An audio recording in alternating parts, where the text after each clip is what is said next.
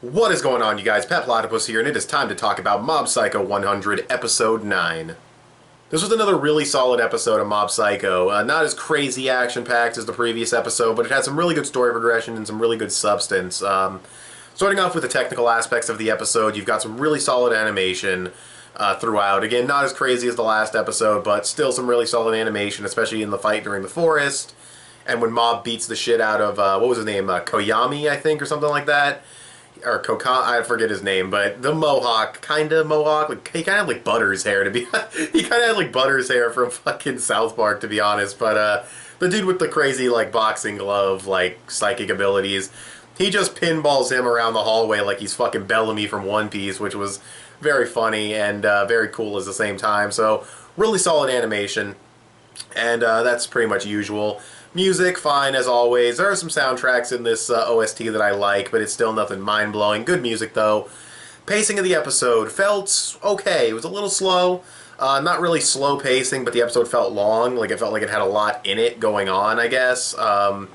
Which is good. And overall story progression, we find out a lot about the upper echelon and sort of the Claw organization in general. We get some fights. We get Ritsu's group escaping and kind of getting out of the basement. Mob makes his way in. They're aware, I don't think they're aware that the escape is taking place, but they are aware that Mob and Teru and Dimple have infiltrated, so pretty damn solid story progression. As far as finding out about the Claw organization, you find out about the upper echelon, which that one dude is a part of, and you see the other members, at least a few of the other members. You see their group leader, and I think they said this was the 7th division, so there's like, I don't know how many divisions, to be honest, but there's at least 7, I suppose. And yeah, they all have interesting designs, and you know, some of them look kind of cool, some of them look kind of silly. So yeah, really good. Got a lot of characters introduced, really good story progression in this episode.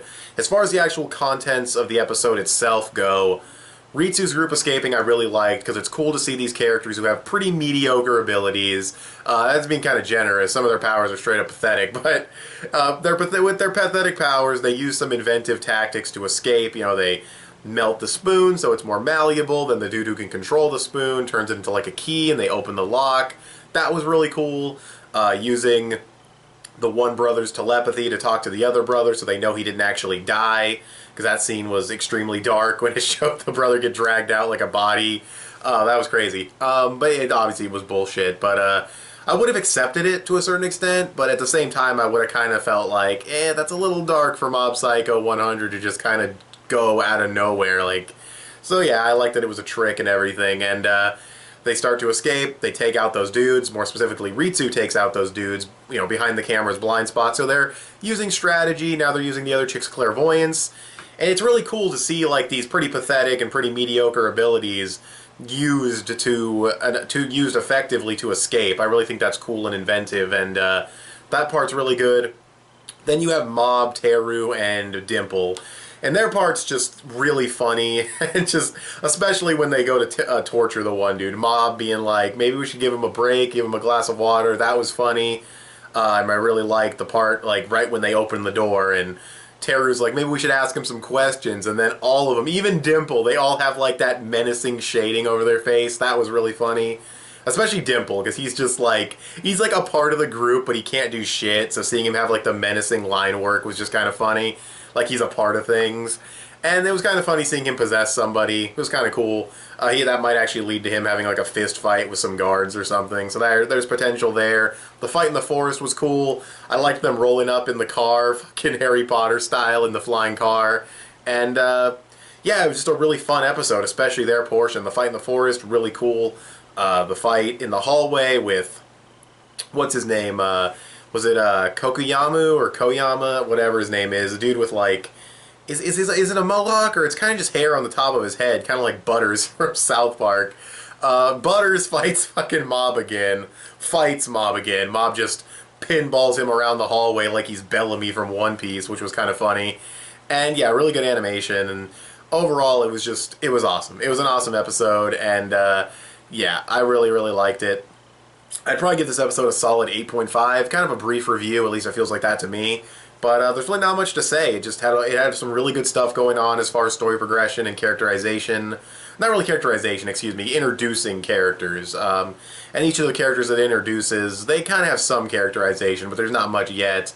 But yeah, the arc so far, it's a pretty basic rescue arc. It's nothing mind-blowing or phenomenal, but it's good. You know, Mob Psycho 100 is good. It's got a good little story going, some good characterization. I think the thing I like about Mob Psycho 100 so much is that even though it's not like mind-blowing, like even though this arc is well executed and everything, there's nothing mind-blowing about it. It's your pretty standard rescue arc, but it's done right. You know what I mean? Like, there's no bullshit. You know, sometimes you watch a series and you can just sort of spot some dumb scenes or plot holes or whatever.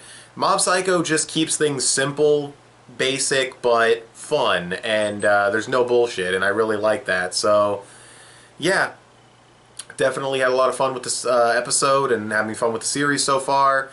I mean, I gotta keep rewatching One Punch Man, but I might like Mob Psycho 100 more than One Punch Man. I have to keep rewatching it. It's got the English dub going on Toonami right now. I'm actually behind on a couple episodes, but I'll catch up and then keep watching it weekly. But yeah, I might like Mob Psycho 100 more, I'm not gonna lie. Even though, I mean, I might say maybe like One Punch Man is more entertaining and more of a spectacle, while Mob Psycho 100 is a better series with better characterization. That might be a better way of putting it, but anyways. But yeah, 8.5. I think that's a pretty good score for the episode, a very good episode of Mob Psycho 100. So, with that being said, what did you guys think of this episode of Mob Psycho 100? You can tell me in the comments section below. You can also follow me on Instagram or add me on PSN. I'm petplatypus on both. You can also give this video a thumbs up and share it on social media. Both those would help me out a lot. Subscribe if you haven't already, or if you like what you've seen here. I want to thank you guys for watching, and I'll talk to you guys later. Bye.